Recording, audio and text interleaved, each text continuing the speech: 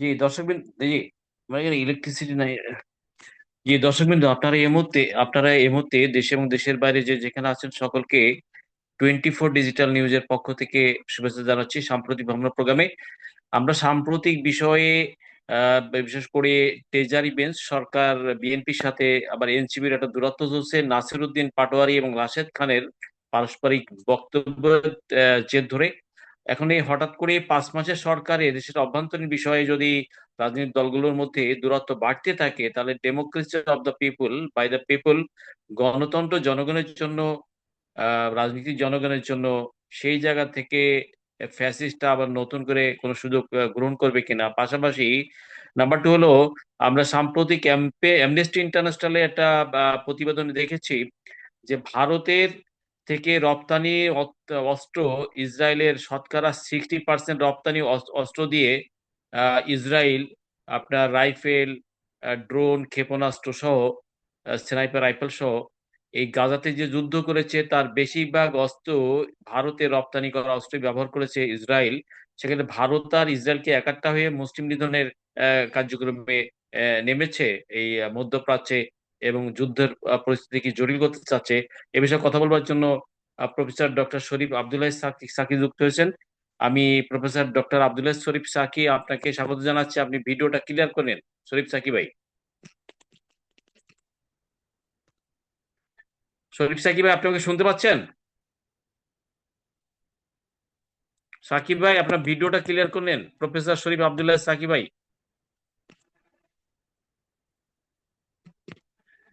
সাকিব ভাই, আপনার ভিডিওটা ক্লিয়ার করে নিন, ভিডিও। হ্যালো।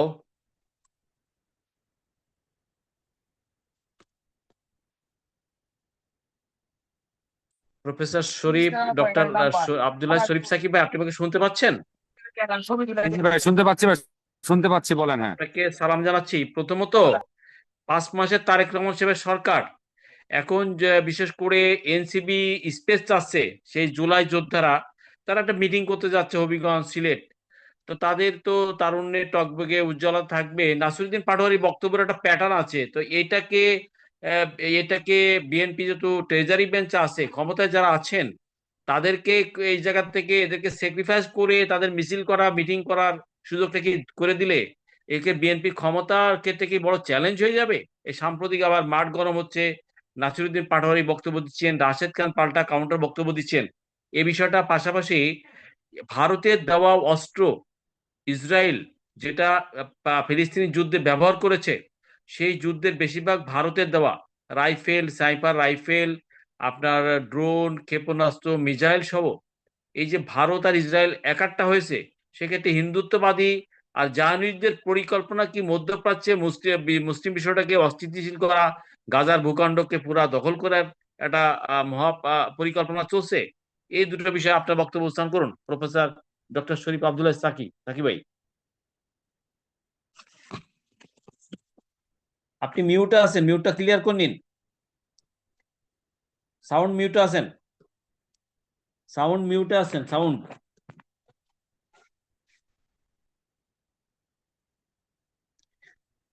আপনার সাউন্ড সাউন্ড জি।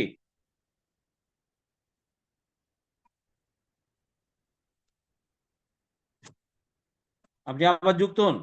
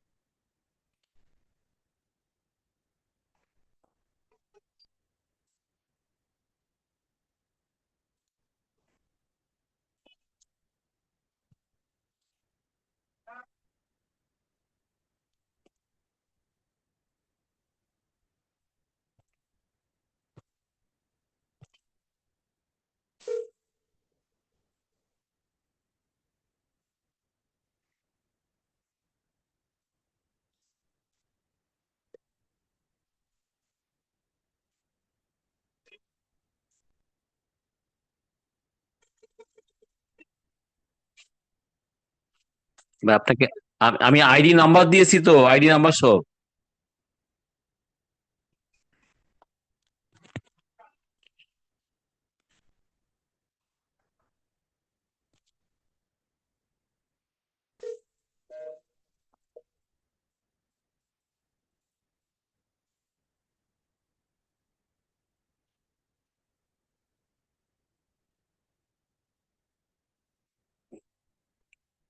জি দর্শকবৃন্দ, আমরা 24 ডিজিটাল নিউজের সঙ্গে আছি।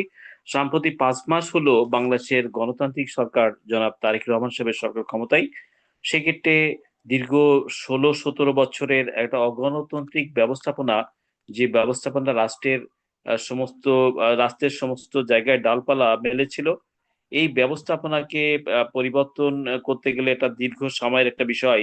এবং 5 মাস হলো জনাব তারেক রহমান সাহেবের সরকারের সামনে অনেকগুলো চ্যালেঞ্জ আছে। চ্যালেঞ্জ প্রথমত আপনার সংস্কারের বিষয় আছে। বা আপনার রাষ্ট্রের যে প্রধান বিশেষ করে বডিগুলো আছে, আইন বিভাগ, শাসন বিভাগ, দুর্নীতি দমন কমিশন, নির্বাচন কমিশন সহ অপর অপর যে বডিগুলো আছে, এই বডিগুলাকে সংস্কার করার একটা বিষয় আছে রাষ্ট্রের সামনে। তো সেই জায়গা থেকে বিশেষ করে রাষ্ট্র এটাকে কিভাবে হ্যান্ডেলিং করবে বা ম্যানেজমেন্ট করবে, এটা পলিটিক্যাল ম্যানেজমেন্ট ব্যাপার আছে।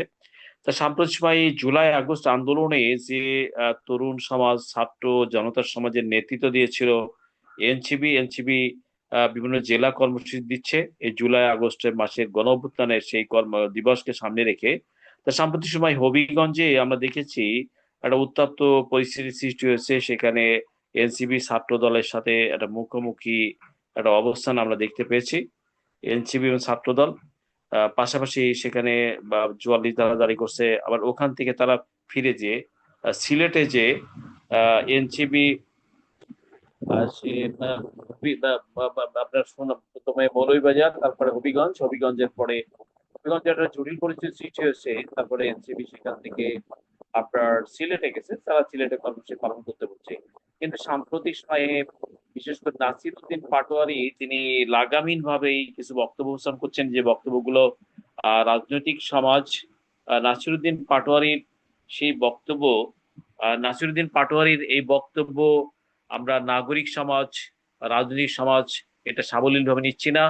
কারণ নাসিরুদ্দিন পাটোয়ারি খুব অল্প সময়ে ছাত্র রাজনীতি করছেন, ছাত্র রাজনীতি থেকে তিনি জাতীয় রাজনীতি একটা প্ল্যাটফর্মে অবস্থান করেছেন, কিন্তু তিনি পার্লামেন্টেও যেতে পারেন নাই।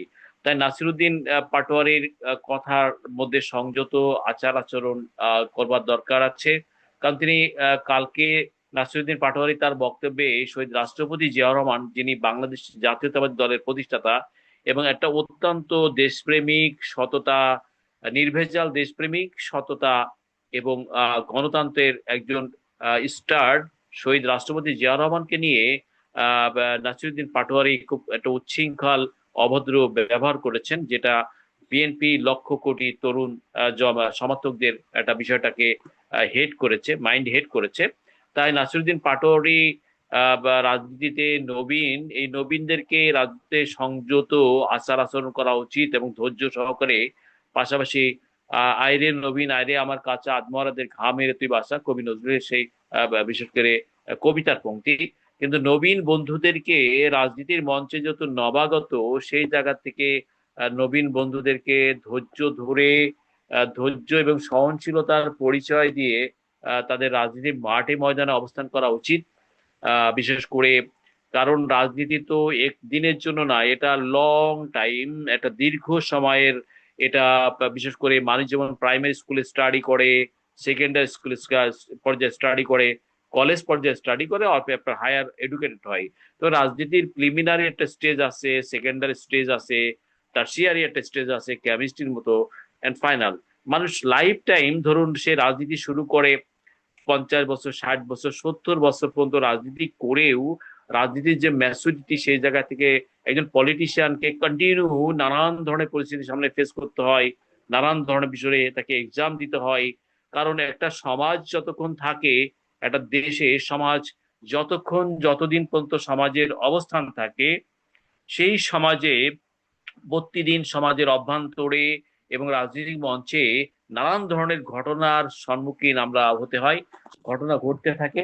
তাই সেই কারণ বৈশ্বিক পালাবদলের এই সময়ে আমরা গতকালকে দেখেছি, গতকাল এবং পরশুদিন, যে ভারতের আমেরিকা দক্ষিণ এশিয়া বিষয়ক বিশেষ প্রতিনিধি সার্জিও গোর তিনি ভারত বাংলাদেশ সফর করেছেন এবং বাংলাদেশের পররাষ্ট্রমন্ত্রী প্রধানমন্ত্রীর সাথে তিনি প্রোগ্রাম বৈঠক করেছেন। এবং কিছু সেই এই মিশনে জনাব সার্জিও গোর তিনি কিছু বিশেষ করে কিছু মেসেজ নিয়ে আসছেন, যে মেসেজের মধ্যে এজেন্ডার মধ্যে আমরা বিশেষ করে দেখি সে এজেন্ডার মধ্যে প্রথমত বাংলাদেশে আগামী দিনে আমেরিকার সাথে বাংলাদেশের বাণিজ্য চুক্তির বিষয়টা, যে চুক্তি হয়েছিল সেই চুক্তির ভবিষ্যৎ গতি প্রকৃতি কোন দিকে যাবে। অপর আমেরিকাও চাইছে চীনের মতো, চীন যেমন এখানে সামরিক সহায়তা সহ তিস্তাবাদ সহ অপর অনেকগুলো এজেন্ডা নিয়ে চীন বাংলাদেশের সাথে কাজ করছে। তেমনি চীন বলুন আর বা রাশিয়া বলুন আর ভারত বলুন, তাদের যেমন নিজ নিজ দেশের স্বার্থ আছে, এজেন্ডা আছে, আমেরিকারও তার নিজ দেশের স্বার্থ আছে, এজেন্ডা আছে। সেক্ষেত্রে আমেরিকা তার স্বার্থ, তার এজেন্ডা অনুযায়ী সামনের দিকে এগোবে, এটা বাস্তবতা। তাই সার্জিও গোর তিনি এখানে এসছেন এবং বিশেষ করে সার্জিও গোর এসছেন এবং তার এজেন্ডা ধরেই তিনি মানে প্রধানমন্ত্রীর সাথে প্রোগ্রাম করেছেন, প্রধানমন্ত্রীর সাথে প্রোগ্রাম করেছেন, স্বরাষ্ট্রমন্ত্রীর সাথে পররাষ্ট্রমন্ত্রীর সাথে প্রোগ্রাম করেছেন। এবং পাশাপাশি আমেরিকা এই বার্তা দিতে চাইছে বাংলাদেশকে, সে বার্তাটা হলো বাণিজ্য চুক্তি, যেটা ডক্টর ইউনূস সাহেবের সময় বাণিজ্য চুক্তি হয়েছে, সেই বাণিজ্য চুক্তির যে চুক্তির প্রধান যে বিষয়গুলো আছে সেই প্রধান বিষয়গুলো আগামী দিনে বাংলাদেশের সাথে আমেরিকার বাণিজ্য সম্প্রসারণ কি হতে পারে। পূর্বে দেখা যাচ্ছে যে বাংলাদেশের সাথে আমেরিকার বাণিজ্য পরিধি বেশি নাই, 7 থেকে 8 বিলিয়ন ডলার। সেই 7 থেকে 8 বিলিয়ন ডলারকে কিভাবে আরো বিস্তৃতি করা যায়, পরিধি বাড়ানো যায়। আমাদের বাংলাদেশের বাজারে বিশেষ করে রপ্তানি পণ্যের যোগ্য বাজারে পোশাক যে শিল্প আছে, এই পোশাক শিল্পের বেশিরভাগ আহ পোশাকই আমেরিকার মার্কেটে সেখানে এক্সপোর্ট হয়, অপর ইউরোপের মার্কেটে। আমেরিকার মার্কেটে এবং ইউরোপের মার্কেটে এই পোশাক রপ্তানি এক্সপোর্ট হয়। এই পোশাক রপ্তানির বিষয়টা আমেরিকার মার্কেটে থাকার কারণে বাংলাদেশ বিশেষ করে বিশেষ করে আমাদের রেমিটেন্স বা আমাদের রেভিনিউতে যে গভর্নমেন্টের যে সেভিংসটা হয়, যে ইনকামটা হয়, সেই পোশাক রপ্তানি খাত থেকে বড় একটা অঙ্ক, বিলিয়ন বিলিয়ন ডলার টাকা আমেরিকা থেকে পায় এবং ইউরোপীয় ইউনিয়ন থেকেও বাংলাদেশ থেকে পায়, ইউরোপিয়ান ইউনিয়ন ভুক্ত বিভিন্ন দেশের জায়গা থেকে। সেই জায়গা থেকে পোশাক রপ্তানির ক্ষেত্রে বাংলাদেশ একটা চ্যালেঞ্জিং মধ্যে আছে। কারণ এখন কিন্তু মধ্যপ্রাচ্যে আমেরিকা ইসরায়েল ভার্সেস ইরানের যে যুদ্ধটা, সেই যুদ্ধটা কিন্তু জটিল সমীকরণের দিকে যাচ্ছে। এই যুদ্ধ যতক্ষণ জটিল সমীকরণের দিকে যেতে থাকবে, ততক্ষণ বৈশ্বিক পরিস্থিতি আরো জটিল থেকে জটিলের দিকে হবে। কারণ ইরান তার আত্মমর্যাদা, আত্মসার্বভৌমত্ব, নিজের অস্তিত্ব রক্ষা করবার জন্য ইরান তার যে সামরিক সক্ষমতা আছে সেই সক্ষমতা দিয়ে সাম্প্রতিক সময় আপনারা দেখেছেন সৌদি আরব, বাহরাইন, কাতার, দুবাই, কুয়েত সহ এই 6টি দেশের আমেরিকার যে ঘাঁটিগুলো আছে সেই ঘাঁটিগুলোকে টার্গেট করে আমেরিকা ইসরায়েল একের পর এক তার ড্রোন মিসাইল ক্ষেপণাস্ত্র দিয়ে সে যুদ্ধটা করে যাচ্ছে। কারণ আমেরিকা বিশ্বের 1 নম্বর অপ্রতিদ্বন্দ্বী সামরিক শক্তি। এই 1 নম্বর অপ্রতিদ্বন্দ্বী সামরিক শক্তির ভিতরে লড়াইটা করতে গেলে ইরানের যে সক্ষমতা সেখানে নেই, কিন্তু ইরানের জনগণের যে একটা ঐক্য আছে, তার নিজস্ব যে বিশেষ সামরিক বাহিনীও তারা গড়ে তুলেছে এবং ড্রোন ক্ষেপণাস্ত্রের একটা মজুদ ইরানের কাছে আছে, তার নিজস্ব সোলজারের ডিপার্টমেন্ট আছে, ড্রোন ক্ষেপণাস্ত্র যে বিশেষ করে তাদের যে মজুদ আছে, ইরান সেই জায়গা থেকে লড়াইটা কন্টিনিউ করে যাচ্ছে। কিন্তু সাম্প্রতিক আপনার যুদ্ধের মেরুকরণে আমেরিকার সাথে সৌদি আরব একাট্টা হয়েছে, আমেরিকা আর সৌদি আরব, এই সৌদি আরব এখানে একাট্টা হয়েছে।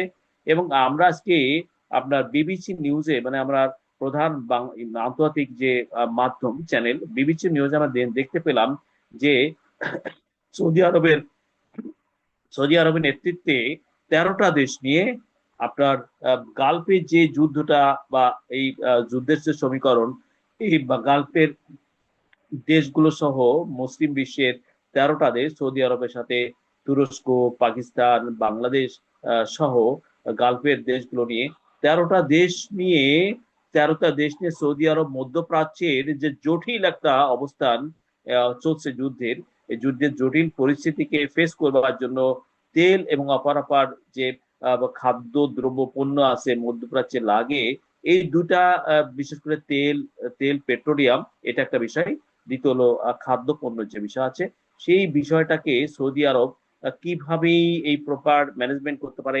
কারণ এখন শুধু হরমুজ প্রণালী নয়, এখন হরমুজ প্রণালীটা যে বাবেল প্রণালী আছে, অপরাপর একটা প্রণালী, যে বাবেল প্রণালী দিয়ে আপনার ইউরোপের বাজারে, দক্ষিণ পূর্ব এশিয়ার বাজারে বাবেল প্রণালী এবং হরমুজ প্রণালী, এই দুটো প্রণালীর মধ্যে দিয়েই কিন্তু খনিজ সম্পদ পেট্রোলিয়াম গুলো পাস পাসিং হয়।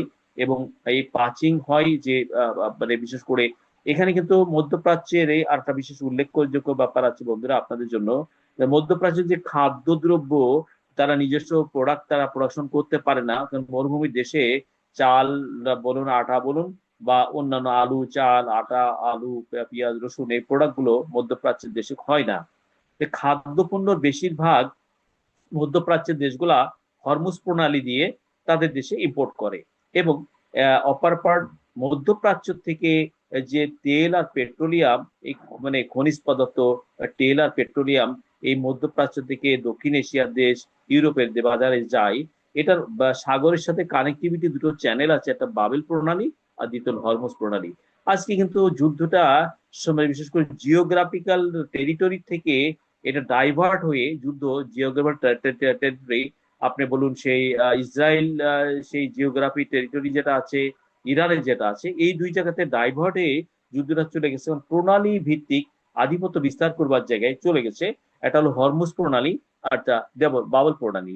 এই জায়গা থেকে হরমুজ প্রণালীর এই বিষয়টা কেন্দ্র করে এবং বাবুল প্রণালী, এই দুটো প্রণালীকে কেন্দ্র করে ইরান স্ট্র্যাটেজি অলরেডি শক্ত করেছে। ইরানের প্রক্সি বাহিনী আছে, ইরাকে আছে, আপনার ইয়েমেনে আছে, লেবাননে আছে। ইয়েমেনের হুদিরাও এই কিন্তু বাবেল প্রণালী তারা অলরেডি তাদের অপারেশন চালাচ্ছে, কার্যক্রম।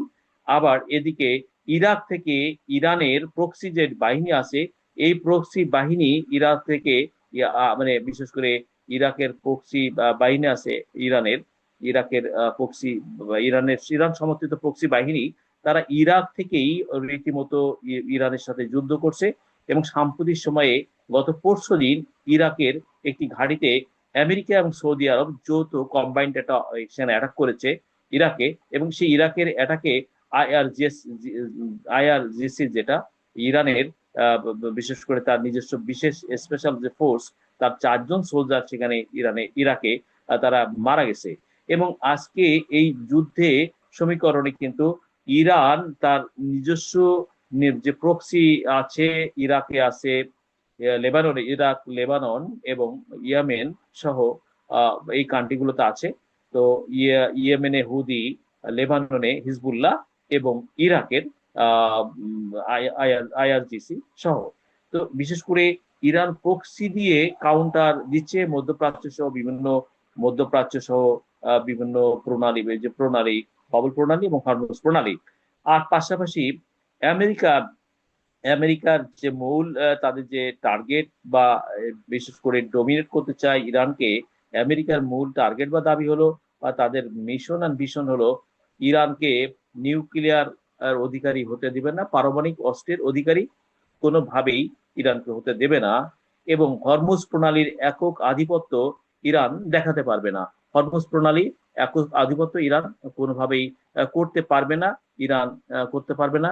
এই বাস্তবতার পাশাপাশি দ্বিতীয় হলো হরমুজ প্রণালী, আমেরিকা লজিক দেখাচ্ছে, ট্রাম্প প্রশাসন হরমুজ প্রণালী একটা আন্তর্জাতিক আন্তর্জাতিক প্রণালী। এই আন্তর্জাতিক প্রণালীর বিশেষ করে ম্যানেজমেন্টটা যৌথভাবে আমেরিকা এবং ইরানের কাছে থাকবে। এই প্রণালীর ম্যানেজমেন্ট কার কাছে থাকবে? ইরান এবং আমেরিকার কাছে থাকবে। এই যে যৌথ ম্যানেজমেন্টের এই হরমুজ প্রণালীর ব্যবস্থাপনা থাকবে, সেই বিষয়টাকে বড় গুরুত্ব দিচ্ছে আমেরিকা।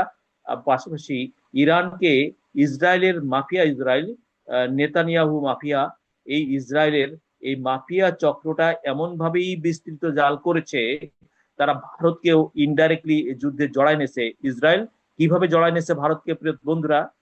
আজ সাম্প্রতিক কালকে অ্যামনেস্টি ইন্টারন্যাশনালের একটা প্রতিবেদন আসছে, ইনভেস্টিগেশন প্রতিবেদন আসছে আমেরিকা, অ্যামনেস্টি ইন্টারন্যাশনাল। অ্যামনেস্টি বলছে যে গত 1 বছরে ইসরায়েল যা অস্ত্র ইম্পোর্ট করেছে, আপনার স্নাইপার রাইফেল, ড্রোন, ক্ষেপণাস্ত্র সহ বেশিরভাগ রপ্তানি করা ইসরায়েলের অস্ত্রের বেশিরভাগ বেশিরভাগ রপ্তানি তারা ইম্পোর্ট যে করেছে সেটা যোগান দিয়েছে 60% ইন্ডিয়া। ইন্ডিয়া দেখুন কোন পথে হাঁটছে। তারা জায়নিস্টকে, এই সে জায়নিস্ট স্টেট প্রতিষ্ঠা করবার জন্য, এই গ্রেট জায়নিস্ট প্রতিষ্ঠা করবার জন্য ইরা ইন্ডিয়া ইন্ডিয়া অলরেডি তার অস্ত্রের যোগানের বেশিরভাগ অস্ত্র যোগান সেখানে দিচ্ছে, ইসরায়েলকে দিচ্ছে। এবং 60% সেই রাইফেল থেকে শুরু করে রাইফেল, ড্রোন, ক্ষেপণাস্ত্র এবং বিশেষ করে আপনার হেলিকপ্টার থেকে শুরু করে অপরাপার যে এয়ারক্রাফটের সে মেশিনারিজ, এই জায়গায় এইগুলো সাপ্লাই দিচ্ছে ভারত। ভারত মোদী সরকার। তাহলে মোদী সরকার তার এই যে বিশেষ করে ভারতকে একক হিন্দুত্ববাদী রাষ্ট্র প্রতিষ্ঠা করবার জন্য যে অপপ্রয়াস মোদী সরকার শুরু করেছে, তারা চাচ্ছে ইসরায়েল একটা গ্রেট ইসরায়েল, একটা একটা ফেলোসফার বা একটা ইহুদিবাদী রাষ্ট্র প্রতিষ্ঠিত হোক ইসরায়েলে। এবং সেই মানে সূত্র ধরে ভারতেও তারা হিন্দুত্ববাদী রাষ্ট্র প্রতিষ্ঠা করতে চায়। কিন্তু ভারতের যে মানচিত্র, যে ভূখণ্ড আছে, এই মানচিত্র এবং ভূখণ্ডের বাস্তবতা এটা কি সম্ভব? এটা সম্ভব নয়, কখনো সম্ভব হতে পারে না। কারণ ভারতের জনগোষ্ঠীর আপনি 100 ভাগকে যদি ভাগ করেন তাহলে প্রায় 35%, আপনার সব মিলায় 32 থেকে 35%, 31-32% জনগোষ্ঠী হলো মুসলিম, খ্রিস্টান, অন্যান্য মাইনরিটি।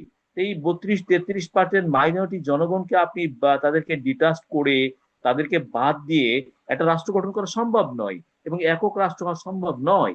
এটা কখনো সম্ভব নয়। আপনি 30 কোটির উপর মুসলিম জনগোষ্ঠী, এদেরকে কিভাবে আপনি সেই মানচিত্র থেকে ডিলিট করবেন? কারণ ওরা তো ভারতেই জন্মগ্রহণ করেছে, তারা ভারতের মানচিত্র তাদেরই পিতৃভূমি এবং তাদের মাতৃভূমি। সংখ্যালঘুদের পিতৃভূমি ভারত, তাদের মাতৃভূমি ভারত। তাদের পিতৃভূমি যদি ভারত হয়, তাদের মাতৃভূমি ভারত হয়, তাহলে আপনার তাদেরকে কিভাবে ভারত থেকে তাদেরকে বিতাড়িত করবেন? এটা হাউ ক্যান ইট পসিবল? এটা পসিবল নাই, এটা কখনো সম্ভব নাই। ইতিহাস বলে এই ভারতবর্ষের স্বাধীনতা সংগ্রামে 60,000-এর উপরে মুসলিম সোলজার সেখানে প্রাণ দিয়েছিল ব্রিটিশের থেকে ভারত মানচিত্রকে রক্ষা করবার জন্য, ভারতের স্বাধীনতা অর্জনের জন্য 60,000-এর উপর মুসলমান প্রাণ দিয়েছে। এই হাজার হাজার মুসলমানের রক্তাক্তের ভারত, এই রক্তের সাথে ভারতের রক্তাক্ত আন্দোলনের সাথে মিশে একাকার হয়েছে ভারতের মুসলমানদের আন্দোলন। সেই ফারাইজি আন্দোলন বলেন, ফারাইজি আন্দোলন থেকে শুরু করে আপনার বিশেষ করে মাদ্রাসা ভিত্তিক শিক্ষা ব্যবস্থা যারা ছিল, আলেম ওলামাদের আন্দোলন, ফারাইজি ভিত্তিক আন্দোলন এবং কওমি ভিত্তিক আন্দোলন, অনেকগুলো আন্দোলনের যোগসূত্র মধ্য দিয়ে ব্রিটিশ ভারত থেকে বিতাড়িত হয়েছিল। ব্রিটিশ ভারতে বিতাড়িত হওয়ার মূলে কারণ আন্দোলনে আজও ভারতে যারা বিশেষ করে হিন্দুত্ববাদী পক্ষে যারা বিশেষ করে ব্রাহ্মণ সমাজের এবং হিন্দুত্ববাদী সমাজের যারা নেতৃস্থানীয় ঐতিহাসিক যারা আছেন এবং সমাজ বিশ্লেষক আছেন, রাজনৈতিক বিশ্লেষণ আছেন, তারা একাট্টা ভাবে এই কথা স্বীকার করতে বাধ্য, ইতিহাসের বাস্তবতায় কথা বলতে বাধ্য, ভারতের রক্তাক্ত ব্রিটিশ বিরোধী স্বাধীনতা আন্দোলনে হিন্দু সমাজে, ব্রাহ্মণবাদী সমাজে যেমন অবদান ছিল, সেখানে মাইনরিটি হিসাবে মুসলমানরাও সেখানে নানান সময় নানান ভাবে তারা অবদান রেখেছিল। শুধু অবদান রাখে নাই, তারা রক্তাক্ত আন্দোলনে রক্ত দিয়েছে, সংগ্রাম করেছে, যুদ্ধ করেছে। রক্ত যেমন তারা দিয়েছে, সংগ্রাম করেছে, যুদ্ধ করেছে। এই রক্ত দেওয়া মুসলমানদের সংগ্রাম করা, যুদ্ধ করার যে ইতিহাস, সেই ইতিহাসের জায়গা থেকে মুসলিমদেরকে কখনোই ডিলেট করা যাবে না ভারতের ইতিহাস থেকে, ভারতের মানচিত্র থেকে। অথচ আজকে হিন্দুত্ববাদী রাষ্ট্র আর এস এস এর মদদে বিজেপি সেই হিন্দুত্ববাদী রাষ্ট্র করবার জন্য একক অপপ্রয়াস শুরু করেছে। সেটা ইতিহাসে আস্থা করে শিক্ষক হবে।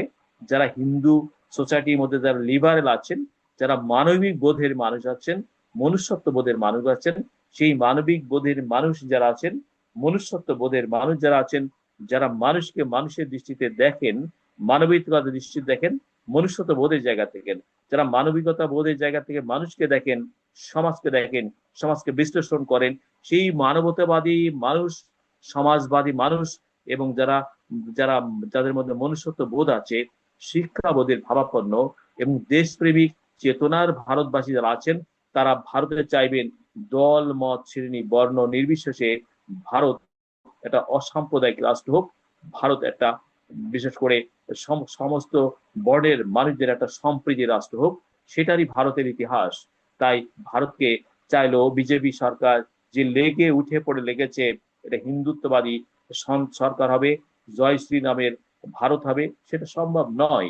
30% উপরে জনগোষ্ঠীকে তাদের রাজনৈতিক অধিকার, তাদের ধর্মীয় অধিকার, তাদের সামাজিক অধিকার, সাংস্কৃতিক অধিকার থেকে বিচ্ছিন্ন করে দূরে রেখে কোনোভাবেই একক হিন্দুত্ববাদী রাষ্ট্র প্রতিষ্ঠা করা সম্ভব নয়। পাশাপাশি এই বিজেপি সরকার যেদিকে হাঁটছেন, তাদের সেই অন্ধত্বের মিশন আর মিশনকে সামনে রেখে দিল্লিতে যে তারা যে পার্লামেন্ট করেছে, সেই পার্লামেন্টের বাইরে একটা ম্যাপ তারা রেখেছে। সেই ম্যাপে তারা কি দেখাতে চাচ্ছে, এই ভারত 700 বছর আগে, মুসলমানদের শাসনের আগে 700 বছর আগে ভারত রামরাজ্য ছিল, সেই ভারত আবার রামরাজ্য হবে। ভারতে অপরাপার জনগোষ্ঠী তারা থাকবে, তারা মাইনরিটি শুধু নয়, তারা কলোনিয়াল স্টেটের বাপেট স্টেটের সিটিজেন হিসাবে, কলোনিয়াল স্টেটের সিটিজেন হিসাবে ভারতে অবস্থান করবে, ভারতে বসবাস করবে। এটা কখনো সম্ভব নয়, এটা ইতিহাস এই পারমিট করবে না। এবং ভারতের সিটি, বিশেষ করে লিটারেট সোসাইটি যারা আছেন, প্রপার দেশপ্রেমিক পলিটিশিয়ান যারা আছেন, লিটারেট সোসাইটি আছেন, দেশপ্রেমিক পলিটিশিয়ান, লিটারেট সোসাইটি এবং বিশেষ করে অপার পার্ট কনসাস সিটিজেন যারা আছেন ভারতে, এবং যারা ব্রাহ্মণবাদী সমাজের নেতৃত্ব দেন, তারা যদি বিশেষ করে স্বামী বিবেকানন্দের ভারতীকে সামনে নিয়ে আসেন, তারা যদি আপনার বিশেষ করে বিবেকানন্দ বলুন, আর বিশেষ করে মহাত্মা গান্ধীর ভারত বলুন, বিবেকানন্দের ভারত বলুন এবং আপনার নেতাজির ভারত বলুন, এই সব উদার্য মানবিক সম্পন্ন নেতাদের ভারত, উদার্য মানবিক সম্পন্ন নাগরিক বোধের যারা দেশপ্রেমিক ভারত, ভারতবাসীর ভারত, সেই জায়গা থেকে ভারতকে কখনো সম্ভব নয় একক হিন্দুত্ববাদী রাষ্ট্র করবার, অপরপর তাদের নাগরিক অধিকার হরণ করবার, রাজনৈতিক অধিকার হরণ করবার এবং তাদেরকে ভারতের মানচিত্র থেকে মুছে ফেলবার কোনো সুযোগই নাই। এবং ভারতবাসী সেটা পারমিট করবে না, ভারতের নাগরিক সমাজটা পারমিট করবে না, ব্রাহ্মণবাদী সমাজে পারমিট করবে না, দেশবাসী নাগরিকরা কোনোভাবেই পারমিট করতে পারবে না। তাই আমরা বিশেষ করে কালকে অ্যামনেস্টি ইন্টারন্যাশনালের এই প্রতিবেদন দেখে আমরা অত্যন্ত বিস্মিত হয়েছি, ভাবিত হয়েছি যে অপারপার একটা জায়নিস্ট রাষ্ট্র তারা উড়ে এসে ওখানে জুড়ে বসেছিল দ্বিতীয় বিশ্বযুদ্ধের পরে তারা, আমাদের যেমন রোহিঙ্গারা বাংলাদেশে এসছে, তেমনি ইসরায়েল দ্বিতীয় বিশ্বযুদ্ধের আগে এবং পরে সেখানে তারা রিফিউজি হিসাবে ইসরায়েল সেখানে অবস্থান নিয়েছিল। বিশেষ করে ব্রিটিশ টার্কিকে, তুরস্ক ম্যানেজ করে তাদের ওখানে বিশেষ করে রিফিউজি হিসাবে ইসরায়েলকে থাকার একটা সেটেলমেন্ট করেছিল। তারপরে জাতিসংঘের ম্যানেজমেন্টে দ্বিরাষ্ট্রের একটা রেজুলেশন হয়েছিল 1948 সালে। জাতিসংঘের ম্যানেজমেন্টে দ্বিরাষ্ট্রের রেজুলেশন হওয়ার পর থেকে ইসরায়েল বেপরোয়া হয়ে গেছে গ্রেট ইসরায়েল করবার জন্য, এবং তারা 7,000 বর্গ কিলোমিটারকে 23,000 বর্গ কিলোমিটারে পরিধি স্পেস করেছে। 7,000 বর্গ কিলোমিটার তারা নিয়েছিল তখন শুরুটায় রাষ্ট্রের উদ্ভবে। সেই 7,000 বর্গ কিলোমিটার রাষ্ট্রটাকে আজ 22-23,000 বর্গ কিলোমিটারের রাষ্ট্রের দিকে তারা চলে গেছে। এই দখল করে আগ্রাসী মনোভাব নিয়ে, আগ্রাসী জায়গা থেকে, দখলদারিত্ব জায়গা থেকে তারা অস্ত্র উৎপাদনের সক্ষমতা অর্জন করছে এবং তারা এই তাদের ইসরায়েলের ভূখণ্ড যে গ্রেড করেই চলেছে। এই গ্রেড ভূখণ্ডকে রক্ষা করবার জন্য কি তাদের জনসমষ্টি আছে? নাই। তাদের জনসমষ্টির পরিধি হলো 83 লাখ। 1 কোটিরও কম মানুষের সোসাইটি কখনো কি 30,000 বর্গ কিলোমিটার একটা মানচিত্র রক্ষা করতে পারবে না। কারণ মধ্যপ্রাচ্যে যে লেবাননের যে অংশ দখল করা হচ্ছে, সিরিয়া দখল করা হচ্ছে, মিশরের গোলান মালভূমি দখল করা হয়েছে, পশ্চিম তীর দখল করা হয়েছে, গাজা দখল করা হচ্ছে, এই যে মানুষগুলোকে এখানে ভূখণ্ড থেকে, তাদের মাতৃভূমি থেকে বিতাড়িত করা হয়েছে, এই বিতাড়িত জনগোষ্ঠীকে তারা কখনো এক্সকিউজ করবে না। যারা লেবানন থেকে বিতাড়িত হচ্ছে, যারা সিরিয়া থেকে বিতাড়িত হচ্ছে, গোলান মালভূমি থেকে যারা হটানো হয়েছে, এবং এই যে ফিলিস্তিনের 80% এলাকা দখল করে তাদের ভূখণ্ড থেকে সেখানে হটিয়ে দেওয়া হয়েছে, তাদের মাতৃভূমি থেকে বঞ্চিত করা হয়েছে, পিতৃ এবং মাতৃভূমি থেকে বঞ্চিত জনগোষ্ঠী, নিপীড়িত আত্মমানবতার জনগোষ্ঠী, আজকে তাদের দেখেন, আপনারা লক্ষ্য করে দেখুন ফিলিস্তিনের পক্ষে যারা বিশেষ করে উদার গণ